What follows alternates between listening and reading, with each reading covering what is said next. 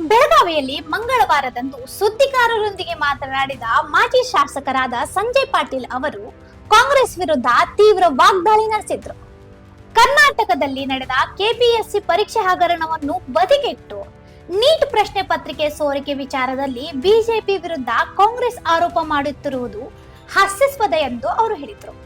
ದೆಹಲಿಯಲ್ಲಿ ನಡೆದ ನೀಟ್ ಪ್ರಶ್ನೆ ಪತ್ರಿಕೆ ಸೋರಿಕೆ ವಿರುದ್ಧದ ಪ್ರತಿಭಟನೆಗೆ ನೇತೃತ್ವ ವಹಿಸಿದ್ದ ವ್ಯಕ್ತಿ ಕಾಂಗ್ರೆಸ್ ಏಜೆಂಟನಂತೆ ವರ್ತಿಸಿದ್ದಾನೆ ಎಂದು ಆರೋಪಿಸಿದರು.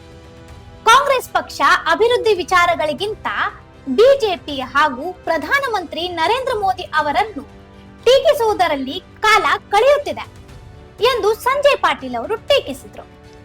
ಇದೇ ವೇಳೆ ಎಐಸಿಸಿ ಅಧ್ಯಕ್ಷರಾದ ಮಲ್ಲಿಕಾರ್ಜುನ್ ಖರ್ಗೆ ಅವರ ಆಶೀರ್ವಾದದಿಂದ ಸಚಿವರಾಗಿರುವ ಪ್ರಿಯಾಂಕ್ ಖರ್ಗೆ ವಿರುದ್ಧವೂ ಅವರು ಆಕ್ರೋಶ ವ್ಯಕ್ತಪಡಿಸುತ್ತಾ ಕಾಂಗ್ರೆಸ್ನ ರಾಜಕೀಯ ಧೋರಣೆಯನ್ನು ಪ್ರಶ್ನಿಸಿದ್ದಾರೆ. ಸುಭಾಷ್ ಪಾಟೀಲ್, ಗೀತಾ ಸುತಾರ್ ಅವರು, ನಮ್ಮ ನಾಯಕರಾಗಿದ್ದಂಥ ವಿಧಾನ ಪರಿಷತ್ ಸದಸ್ಯರಾಗಿದ್ದಂಥ ಲಿಂಗರಾಜ್ ಪಾಟೀಲ್ ಅವರೇ, ಅರವಿಂದ್ ಪಾಟೀಲ್ ಅವರೇ, ಸಚಿನ್ ಅವರೇ, ಮದನ್ ಅವರವರೇ, ಎಲ್ಲ ಮಾಧ್ಯಮ ಸ್ನೇಹಿತರೆ, ಇವತ್ತಿಂದ ಏನು ನಮ್ಮ ಪ್ರೆಸ್ ಮೀಟ್ ನಮ್ಮ ಈಗಾಗಲೇ ವಿಧಾನ ಪರಿಷತ್ ಸದಸ್ಯ ತಮ್ಮ ಎದುರುಗಡೆ ವಿಷಯ ಪ್ರಸ್ತಾಪ ಮಾಡ್ಯಾರ. ಅದ್ರ ಒಂದು ಪ್ರಮುಖ ವಿಷಯ ನನಗೆ ಬೇಕನ್ನಿಸ್ತಾ ಇದೆ. ಏನು KPSC ಬಗ್ಗೆ ನಮ್ಮ ಒಬ್ಬ ಮಾಧ್ಯಮ ಸ್ನೇಹಿತರು ಪ್ರಶ್ನೆ ಮಾಡಿದ್ರು. KPSCದಲ್ಲಿ ಗದ್ದಲಿರ್ಬೋದು, ಪಶು ವೈದ್ಯಕೀಯ ಇಲಾಖೆ, ಅಗ್ರಿಕಲ್ಚರ್ ಇಲಾಖೆ ಮತ್ತು ಹಾರ್ಟಿಕಲ್ಚರ್ ಇವೇ ಒಂದಕ್ಕೊಂದು ಕನೆಕ್ಟೆಡ್. ಆ ಇಲಾಖೆಯಲ್ಲಿ ಆಗಿದ್ದಂಥ ಗದ್ದಲಿ ಇರ್ಬೋದು, ಆ ಥರದ ಅಕೌಂಟಬಿಲಿಟಿ ಏನು? ಯಾಕಂದರೆ ಇದು ನೀಟ್ ಬಗ್ಗೆ ಈಗಾಗಲೇ ಶಾರ್ಟ್ಕಟ್ನಲ್ಲಿ ಹೇಳಿದ್ರು. ಅದನ್ನು ಒಂದು ವಿಷಯದಲ್ಲಿ ಪ್ರಸ್ತಾಪ ಮಾಡ್ಬೇಕು ಅನ್ನಿಸ್ತಾ ಇದೆ. ನೀಟ್ ಬಗ್ಗೆ ಏನು ಹೋರಾಟ ಆಗ್ತದೆ ದಿಲ್ಲಿಯಲ್ಲಿ ಜಂತರ್ ಮಂತರದಲ್ಲಿ. ಆಶ್ಚರ್ಯದ ಸಂಗತಿ ಒಂದು 2-3 ಅದಾವೆ. ಒಂದು ಆಶ್ಚರ್ಯದ ಸಂಗತಿ ಅಂದ್ರೆ ನೀಟದಲ್ಲಿ ಪೇಪರ್ ಲೀಕ್ ಆಗೋದಾ, ಹುಡುಗರ ಜೊತೆ ಆಗೋದು ಅನ್ಯಾಯ, ಇದು ಯಾರೂ ಅದಕ್ಕೆ ಸಮರ್ಥನೆ ಮಾಡೋಕ್ಕೆ ಸಾಧ್ಯ ಇಲ್ಲ. ಯಾವ ಪಕ್ಷ, ಯಾವ ಜಾತಿ, ಭಾಷೆ ಇಲ್ಲಿ ಬರೋದಿಲ್ಲ. ಎಲ್ಲ ಮಕ್ಕಳ ಮೇಲೆ ಪ್ರೀತಿ ಮಾಡುವಂಥ ಜನ ಈ ದೇಶದಲ್ಲಿದ್ದಾರೆ. ಆ ಮಕ್ಕಳಿಗೆ ಆಗೋ ಅನ್ಯಾಯ ಯಾರೂ ಸ್ಪಂದಿಸೋದಿಲ್ಲ. ಆದ್ರೆ ಅದು ನೀಟದಲ್ಲಿ ನೀಟ್ ಲೀಕೇಜ್ ಆದಮೇಲೆ ಇಮಿಡಿಯೇಟ್ ಅದಕ್ಕೆ ಎಕ್ಸಾಮ್ ಸ್ಟಾಪ್, ಮತ್ತೊಮ್ಮೆ ಎಕ್ಸಾಮ್ ತಗೊಂಡ ಹುಡುಗರಿಗೆ ನ್ಯಾಯ ಮಾಡುವಂಥ ಪ್ರಯತ್ನ ಕೇಂದ್ರ ಸರ್ಕಾರ ಮಾಡಿತ್ತು. ಆದರೆ ಅದು ನೀಟ್ ಎಕ್ಸಾಮ್ ಮುಗಿದ ಮೇಲೆ ಇದು ಹೋರಾಟ ಪ್ರಾರಂಭ ಆಗ್ತಿತ್ತು. ಮತ್ತೊಂದು ಆಶ್ಚರ್ಯದ ಸಂಗತಿ ಏನ, ಅಭಿಜಿತ್ ದಿಪ್ಕೆ, ನಾವೊಂದು ವಿಷಯ ಇಲ್ಲಿ ಪ್ರಸ್ತಾಪ ಮಾಡ್ತೇನೆ. ನಾನು ದಿವಸ ಮರಾಠಿ, ಕನ್ನಡ ಮತ್ತು ಹಿಂದಿ 3 ನ್ಯೂಸ್ ಚಾನೆಲ್ ನೋಡೇ ದಿವಸ ಒಂದು ಅಭ್ಯಾಸ ನನಗೆ. ಅವನು ಮಹಾರಾಷ್ಟ್ರದಂದು ಹುಡುಗ ಅಭಿಜಿತ್ ದಿಪ್ಕೆ, ಇರೋದು ಅಮೇರಿಕಾದಲ್ಲಿ ಇಲ್ಲಿ ಅಚಾನಕ್ ಬಂದ ಈ ಹೋರಾಟದಲ್ಲಿ ಪಿಜ್ಜಾ, ಪಾಸ್ತಾ ಏನೇನು ಎಲ್ಲ ಅವರಿಗೆ ಸಪ್ಲೈ ಆಗುಲ್ಲ. ಇಷ್ಟು ದೊಡ್ಡ ತಾವೆಲ್ಲರೂ ನೋಡ್ತೇನೆ. ತಮಗೆ ವಿನಂತಿ ಮಾಡ್ತೇನೆ, ಮಾಧ್ಯಮ ಇದೇ ಹೇಳೋದು ಉದ್ದೇಶ ಇಷ್ಟೇ ಇದೆ.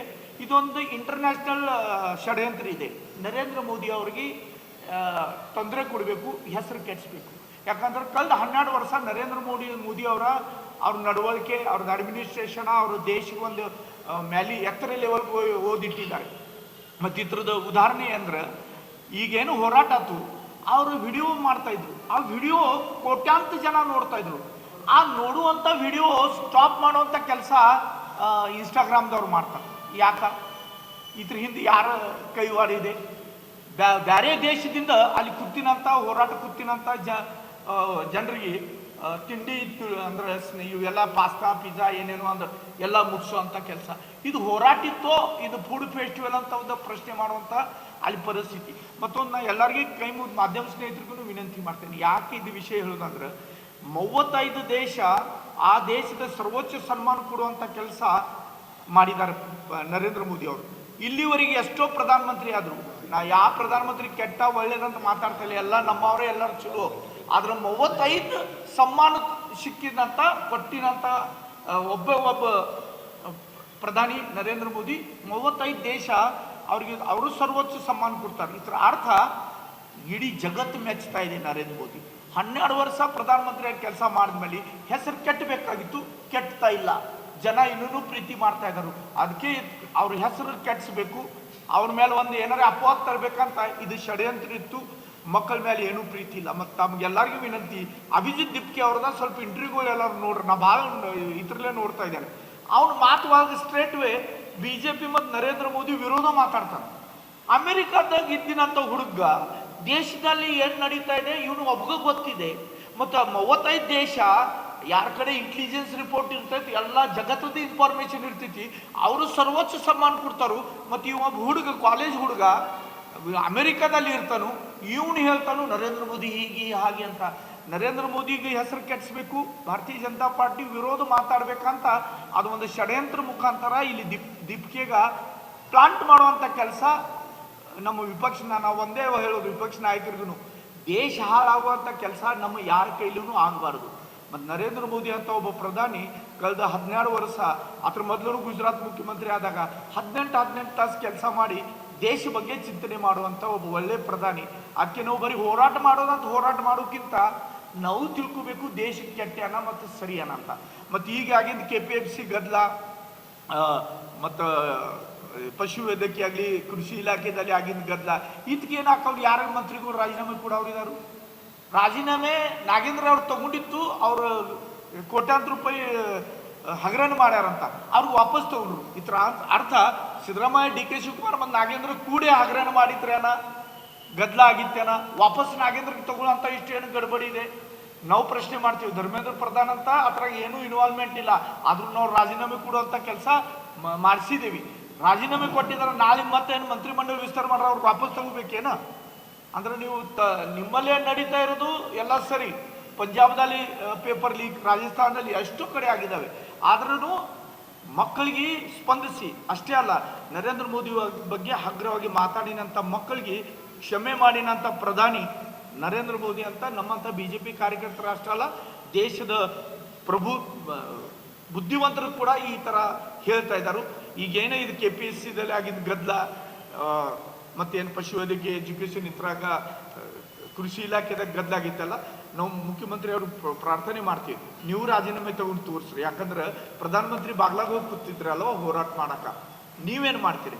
ಮತ್ತು ಕಳೆದ 3 ವರ್ಷದಲ್ಲಿ ಎಷ್ಟೋ ಮಂದಿ ಆತ್ಮಹತ್ಯೆ ಮಾಡ್ಕೊಂಡ್ರು, ಏನೇನೋ ಇಲ್ಲಿ ಗದ್ದಗಳು, ಅದು ಮುಡ ಹಗರಣ ಇರ್ಬೋದು, ವಾಲ್ಮೀಕಿ ಹಗರಣ ಇರ್ಬೋದು, ಇದೆಲ್ಲ ಆದ್ರೂ ನೀವು ಆರಾಮಾಗಿ ಅಧಿಕಾರದ ಉಪಯೋಗ ಮಾಡ್ಕೋತಾ ಇದೆ. ಆದ್ರೆ ಒಬ್ಬ ಒಳ್ಳೆ ಪ್ರಧಾನಿ ದೇಶಿಗೆ ಹೆಸರು ತರುವಂಥ ಕೆಲಸ ಮಾಡುವಾಗ ಬರೀ ರಾಜಕೀಯವಾಗಿ ಅವ್ರ ಹೆಸರು ಕೆಡಿಸುವಂಥ ಷಡ್ಯಂತ್ರ ನಡೀತಾ ಇದೆ. ನಮ್ಮ ಕರ್ನಾಟಕದ ಎಲ್ಲ ಈಗೇನು ತಾವು ಮಾಧ್ಯಮದವ್ರು ಬಂದಿರಿ, ಎಲ್ಲರಿಗೆ ಕೈ ಮುಗಿದು ವಿನಂತಿ ಮಾಡ್ತೇನೆ, ಸ್ವಲ್ಪ ಅಧ್ಯಯನ ಮಾಡಲೇಬೇಕು. ಯಾಕೆ ಮಾಡ್ತಾ ಇದ್ದಾರು, ಏನು ನಡೀತಾ ಇದೆ ಅಂತ ಚಿಂತನೆ ಮಾಡುವಂಥ ವಿಷಯ ಇದೆ. ಅಭಿಜಿತ್ ದಿಪ್ಕೆ ಒಳ್ಳೆಯವು ಕೆಟ್ಟವು ನನಗೆ ಅದ್ರ ಬಗ್ಗೆ ಗೊತ್ತಿಲ್ಲ. ಆದ್ರೆ ಅಭಿಜಿತ್ ದಿಪ್ಕೆ ಅಂತ ಹುಡುಗನ ಹೆಗಲ ಮೇಲೆ ಇದು ಬಂದೂಕಿಟ್ಟ ಒಂದು ನರೇಂದ್ರ ಮೋದಿ ಮತ್ತು ಭಾರತೀಯ ಜನತಾ ಪಾರ್ಟಿಗೆ ತೊಂದರೆ ಕೊಡುವಂಥ ಕೆಲಸ ಇಂಟರ್ನ್ಯಾಷನಲ್ ಮಟ್ಟಕ್ಕೂ ನಡೀತಾ ಇದೆ ಅಂತ ಇದು ಭಾಳ ಸ್ಪಷ್ಟವಾಗಿ ನಾವೆಲ್ಲರೂ ಕೂಡ ನೋಡ್ತಾ ಇದ್ದೀವಿ. ಇದು ಒಂದು ಷಡ್ಯಂತ್ರ. ಈ ಷಡ್ಯಂತ್ರಕ್ಕೆ ಬಲಿ ಬೀಳಬಾರ್ದಂತ ನಾ ಭಾರತ ದೇಶದ ಎಲ್ಲ ನಾಗರಿಕರಿಗೂ ವಿನಂತಿ ಮಾಡ್ತೀನಿ. ಮತ್ತು ವಿಶೇಷವಾಗಿ ಸ್ಟೂಡೆಂಟ್ಸ್ಗೆ, ನಾವಂತ ಶಿಕ್ಷಣ ಕ್ಷೇತ್ರದಲ್ಲಿ ಇದ್ದೀವಿ, ನಾ ಹೆಮ್ಮೆದಿಂದ ಹೇಳ್ತೇನೆ, ನರೇಂದ್ರ ಮೋದಿ ಅವರು ಪ್ರಧಾನಿ ಆದಮೇಲೆ ನೀಟ್ ಸಿಸ್ಟಮ್ ಬಂತು. ನೀಟ್ ಸಿಸ್ಟಮ್ ಅಂತ ಬಡವರಿಗೂ ಆರಾಮಾಗಿ MBBSಗೂ ಸೀಟ್ ಸಿಗ್ತಾ ಇದ್ದಾವೆ. ಮೊದಲು ಎಷ್ಟು MBBS ಸೀಟ್ ಇದ್ದು ಈಗ ಎಷ್ಟಿದ್ದಾವೆ, ಇದ್ರದ್ದು ವ್ಯತ್ಯಾಸ ನಾವೆಲ್ಲರೂ ಕೂಡ ಅಧ್ಯಯನ ಮಾಡಬೇಕು. ಅದ್ರ ಬಡವರು ಹುಡುಗರು ಸಲ ಚಿಂತನೆ ಮಾಡುವಂಥ ಪ್ರಧಾನಿಯಿಂದ ಹೆಸರು ಕೆಡಿಸುವಂಥ ಕೆಲಸ ಜನ ಮಾಡ್ತಾ ಇದ್ದಾರೆ. ಇದ್ರ ಕಡೆ ಜನ ಅಂದರೆ ಇದು ವಿಪಕ್ಷ ಪಾರ್ಟಿಗಳು. ಮತ್ತು ಇದು ಅಮೇರಿಕಾದಿಂದ ಏನು ಬಂದತ್ತಲ್ಲ ಇದು ದಿಪ್ಕೆ ಅಲ್ಲ, ಇದು ದೊಡ್ಡ ನಮ್ಮ ನಾಡಿಗೆ ತೊಂದರೆ ಇರುವಂಥ ಒಂದು ವ್ಯಕ್ತಿ. ಮತ್ತು ಅವ್ನಿಗೆ ಗೊತ್ತಿತ್ತು ಇಲ್ಲೂ ಗೊತ್ತಿಲ್ಲ, ಯಾಕಂದ್ರೆ ಅವ್ನು ಉಪಯೋಗ ಮಾಡ್ಕೊತಾ ಇದ್ದಾರಂತ ನಾವು ಭಾಳ ಈ ಥರದಿಂದ ಹೇಳ್ಬೋದು. ಅದಕ್ಕೆ ಇದು ಒಂದು ನಮ್ಮ ಪ್ರೆಸ್ ಕಾನ್ಫರೆನ್ಸ್ ಮಾಡೋದು ಇದ್ರದ ಹಿಂದೆ ಉದ್ದೇಶ ಇದೆ. ಒಂದು ನ್ಯಾಯ BJPಗೆ, ಮತ್ತೊಂದು ನ್ಯಾಯ ಮತ್ತೊಂದು ಪಾರ್ಟಿಗೆ ಆಗ್ಬಾರ್ದು. ಪಂಜಾಬ್ದಲ್ಲಿ ಪೇಪರ್ ಲೀಕ್ ಆಗೈತಿ, ಅಲ್ಲಿ ಯಾರು ರಾಜೀನಾಮೆ ಕೇಳ್ತಾ ಇಲ್ಲ. KPSC ಹಗರಣ ನಿಮ್ಮೆಲ್ಲರಿಗೂ ಗೊತ್ತಿದ್ದಿದ್ದು ವಿಷಯ. ಅದ್ರ ಬಗ್ಗೆನೂ ಏನು ತೀರ್ಮಾನ ತಗೋತಾರೆ ಕಾಂಗ್ರೆಸ್ ಸರ್ಕಾರ ಅಂತ ನಮ್ದು ಪ್ರಶ್ನೆ. ಅದಕ್ಕೆ ಈಗ ನಾಗೇಂದ್ರ ಅವರ ವಿರೋಧನೂ ನಾವು ಹೋರಾಟ ಮಾಡವ್ರ, ಅವ್ನು ರಾಜೀನಾಮೆ ಕೊಡಬೇಕು, ಅವನು ಮಂತ್ರಿ ಆಗುವಂಥ ಯೋಗ್ಯತೆ ಇಲ್ಲ, ಆದ್ರೂ ವಾಪಸ್ ತಗೊಂಡಿದ್ದಾರೆ. ಅದಕ್ಕೆ ಅದು ಹೋರಾಟ ಇದೆ. ಮತ್ತು ಈ KPSC ಹಗರಣ ಬಗ್ಗೆನೂ ನಾವು ಹೋರಾಟ ಮಾಡುವಂಥ ಕೆಲಸ ಭಾರತೀಯ ಜನತಾ ಪಾರ್ಟಿ ಮಾಡ್ತಾ ಇದೆ. ಮಾಧ್ಯಮ ಮಿತ್ರರಲ್ಲಿ ವಿನಂತಿ, ಇಂಥ ಇನ್ನೂ ಅಪ್ಡೇಟ್ಗಳಿಗಾಗಿ ಫಾಲೋ ಮಾಡಿ ವಾಯ್ಸ್ ಆಫ್ ಅನುಗ್ರಾಮ್ಗೆ.